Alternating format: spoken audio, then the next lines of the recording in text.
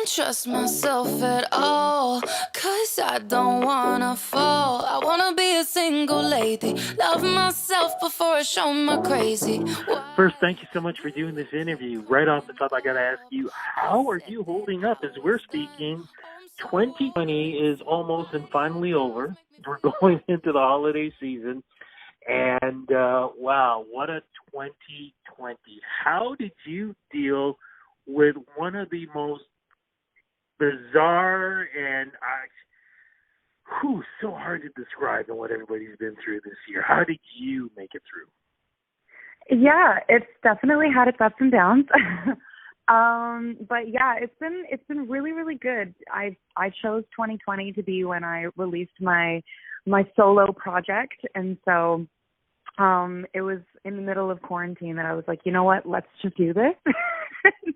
And it's paid off. It's been really, really great so far. I find that a lot more people are like looking for things to listen to and looking for entertainment. So it's been really good in that way. And yeah, I think the music industry, like we're like hungry for it. So yeah, it's actually surprisingly gone pretty well, but definitely missing the whole like live experience and looking forward to playing some live shows soon. You know, I've talked to a lot of people this year, and when it comes to music and videos and things like that, people have been really creative in how they've recorded their music itself, and then when it came to videos, because of quarantine, what they did and how things turned out, which they were all very, very happy about. How did you adjust to all of this? And were you planning on any tours? What was your original plan for 2020? You talked about your music projects, but were you going to be out on the road or anything like that? Yeah, I was hoping to be playing some shows definitely in the BC area and maybe even getting out to the East Coast. But yeah, unfortunately those plans kind of got put on hold. But it was actually really cool because I've been doing a lot of like Instagram lives and TikTok lives, and I've just been able to like make a deeper connection with my listeners because they're actually able to like type in individually, and I'm able to like learn their names, and it's built a lot bigger of a foundation for my fan base, which is really, really awesome. I wouldn't be able to like talk to each and every single person in the room if I was going to do like a live performance. But yeah, so that was a really, really cool perk. But yeah, I'm again just looking forward to having the live performance, and I didn't realize how much I missed having applause. Like every single time that I finish a song, like on my lives, it's just kind of like, okay, like the next thing. So yeah, it's kind of awkward, but I mean, yeah, we're all trying to just like make the best out of what we've got to deal with, and yeah, social media has been really, really great with that.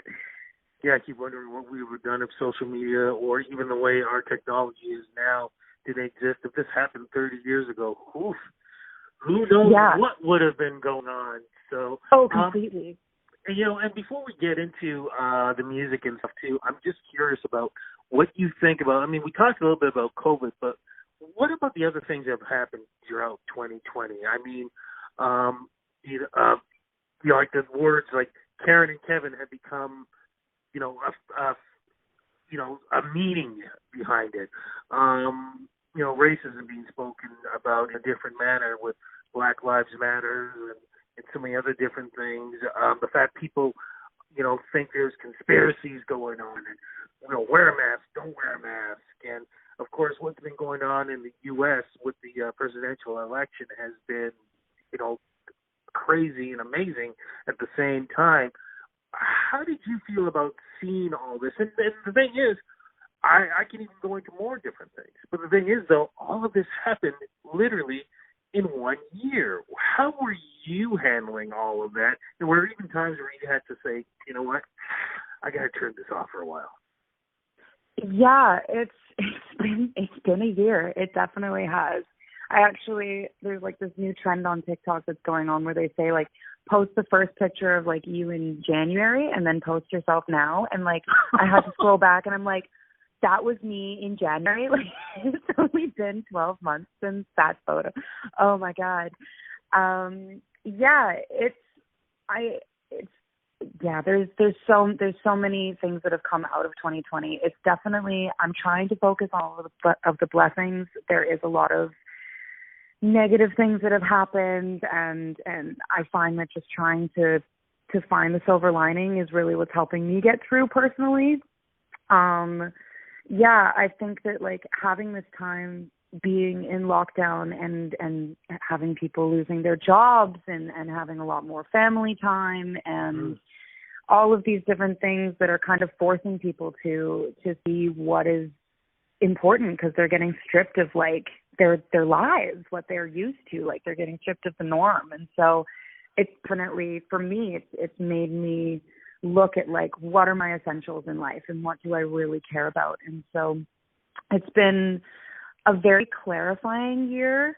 I think that it's also definitely gone hand in hand with like all of the protests and all of the activism that's been going on this year. I think that it's finally people are getting a voice and they're realizing like what is important in the world, and acceptance and liberation and the environment and us as a human race, like what we actually stand for. And so, yeah, I'm pretty, as crazy as it is, I'm really proud of this year, and I'm proud of us for being able to make it through. Like, we're here, we're almost done. So yeah, it's pretty good. Yeah, we didn't blow ourselves up yet, so that's a good thing. And it has, incredible music has come out during this time, and you're part of that list too. And congratulations on that. And we want to get into the new music.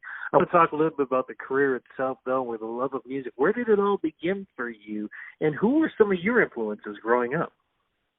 Yeah, I pretty much have been singing my entire life. My mom is a music teacher, so music has always been like in the family. And but I honestly, like, growing up, I wanted it to be just a hobby, and I really wanted to be in musical theater. And I think that like you can kind of hear that in my very animated voice and everything, that I still have like some of my theater roots in me. But, it wasn't until I graduated high school and I was like, okay, like the only thing that really, really feeds my soul is music. So I decided I was going to just move to Victoria and play one open mic, and then like signed to Disney Channel, but that didn't happen. But yeah, I would say like one of my biggest influences, I grew up listening to her, was Sarah McLachlan. Mm-hmm. Any of her songs just like totally throws me back to like being a little 5-year-old girl, and like Sunday, my mom cleaning the house, just like blaring the music. It's awesome. But I would say that like recent influences, definitely Julia Michaels. I really like Conan Gray. He's new up and coming, and he's absolutely amazing. And yeah, those are probably like my two biggest influences. I definitely went through like the Christina Aguilera and the Beyonce phase, where I just wanted to be like the biggest diva as I possibly could. So yeah, my musical taste has definitely gone through eras, which is really cool. So I want for you to say, what would you call your style right now and with the new music? Yeah, my style, I would say, is it's like an indie pop. I definitely like the pop bops that make people just like dance down the street, because that's what I like doing. But I also really, really like the soulful kind of, very just minimalistic, very focused on like lyrics and stories and people to listen to what I have to say, and not just listen to the beat behind my voice kind of thing. So yeah, I'm really excited to kind of like play between the balance of like get up and dance, and then also like stare at your ceiling and listen to what I have to say and listen to my story. So yeah, it's fun kind of trying to find that balance. Well, it sounds like a lot of people are hearing your message and your music. Chainsmokers, did they give you a shout out? Yes, they did. Yeah, that was insane. I started like 2 years ago. I started being a top line writer for EDM producers from all over the world, and yeah, the Chainsmokers ended up hearing one of our songs and shouted us out, and like it was crazy. It was one of the most exciting days. I was like, oh my God, I've made it. I did it. What do you think it is about, I mean, you know, when you talk about this, and then you talked about, you know, moving and, you know, thinking that, you know, hey, you're going to get an, you know, an instant record contract, and it didn't happen, but you worked through it. What is it about yourself that keeps you going? What's the drive that keeps you moving forward? Yeah. I mean, like, you hear so many stories of like, oh, they're instantly famous, like all of these like 17-year-old prodigies. But then when you actually do some research and read in, you're like, oh, they've actually been working at this for like 5 or 6 years. You just hear the glorified story of it. So that's kind of helped me. It's been like, okay, actually most artists have put in the work, and it hasn't just been like they decided to sing one day and now they have like a record deal. And also just like, my biggest lesson that I've given myself this year is to celebrate all of the small successes. Like, I released my first song in April of this year, which is crazy. It feels like it was like 10 years ago. But I released my first like independent song in April. And in the first week, I got 6,000 plays. And I was like over the moon. And I like made a post about it, and I was so excited. And I find that like, if you are excited about it, and even if it is like a small, insignificant thing, it still is just like steps that keep you going. And documenting each of these little baby steps, definitely, I've noticed my growth, and I guess that's what keeps me going, is just climbing the stairs, I guess, and just enjoying the journey. Well, we're enjoying it too, because you got a new project, new single. What's the new single, and what's it about? Yeah, it's really nice to think about, and yeah, it's kind of it's a bitter breakup. Not even really breakup song. It's kind of like where you're in a relationship or you're in a situation and you know that it's not going to go anywhere, but you're also afraid of being lonely, and so you end up just like staying in it. And yeah, the whole thing is, you're really nice to think about, but that's it. And so it's not the nicest song, but yeah, it's pretty much about staying in something that you shouldn't, and you know that you shouldn't, but you do.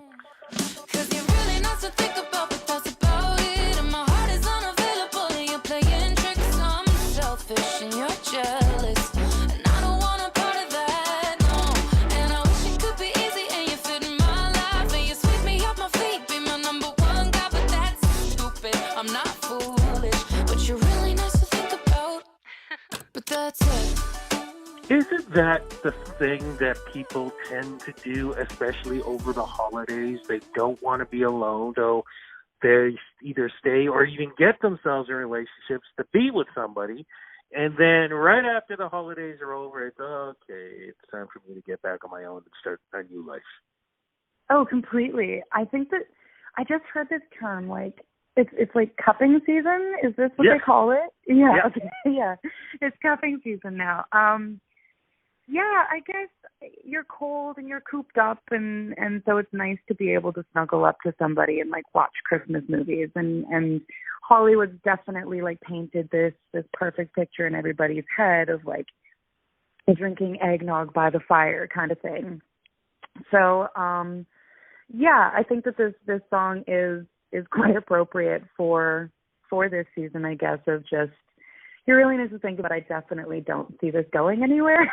Is kind of the gist of it. So, yeah. And I was going to ask you, too, can we also blame social media on that, too? Because, you talked about TikTok and things like that. People are constantly trying to show how perfect their relationships are and their lives are. And in the meantime, I mean, I know for myself, whenever I see anybody trying to post as much as they can to show how perfect it is, my only feeling is, something's miserable going on, and somewhere along the line, this is going to end. And 9 times out of 10, I'm like, yeah, definitely.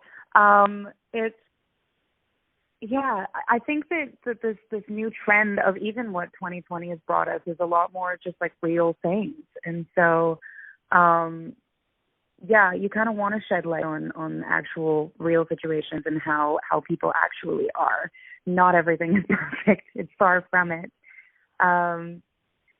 Yeah, I would say that social media definitely does have the highlight reel, and I think that a lot of like the artists that I look up to are actively trying to bring attention to mental illness and trying to spell it out as like what they actually do in a day, and that it's not all like fun and games. And I think tying that into what keeps me going is the fact that artists are now in interviews being like, yeah, like I have depression and I have anxiety and all of these things. And you're like, oh, you didn't just get like a record deal and everything became fantastic. So that's kind of comforting in a really dark way. But yeah. I would agree with that, because then at least you know that, you know, when you see somebody with success like yourself, it's like, okay, you know what, that person has gone through tough times, and that person is still dealing with tough times, but somehow they are still following their path and the road. And again, it's exactly what you're doing too.